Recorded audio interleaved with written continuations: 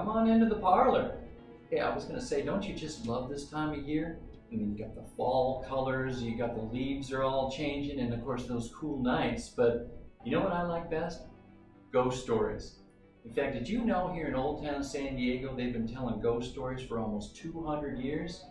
But if you'd like to hang out here, I'll tell you about one of my favorite stories, and that's the one about Yankee Jim Robinson. Now, Yankee Jim wasn't from these parts. Originally, he was from Northern California during the gold rush. Now, in the gold rush, there was a lot of shenanigans going on there, and of course, Yankee Jim was kind of a troublemaker. Ends up getting into horse thieving up there and possible murder or two.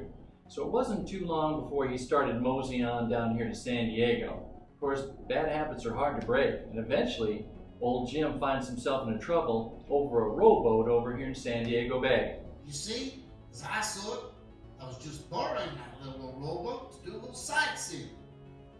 Now, with the theft of this rowboat, Jim had a couple of companions with him.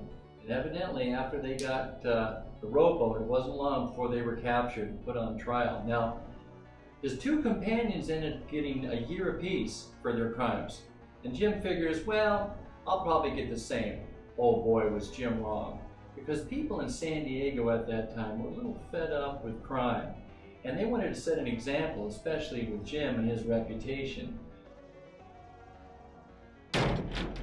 Good folks of San Diego wanted to make an example out of Jim. They wanted to prove that San Diego was a lawful, safe place to live, and they wanted to use Jim as an example.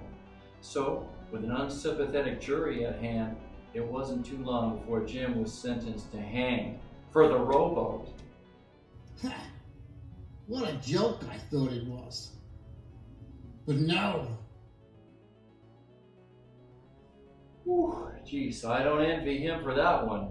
But you understand, the people of San Diego, they wanted to make a point out of old Jim. And, you know, in the West they had laws, but sometimes folks didn't want to exactly go along with that. And so, unfortunately for Jim, he was thinking, heck, I'm going to get out of this no problem. Boy, was he wrong. It was all just a terrible misunderstanding.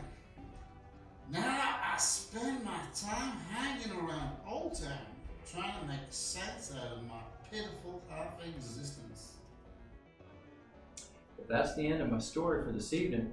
I hope I didn't scare you too much, but catch me again next time. Got plenty more stories where that came from Old Town San Diego.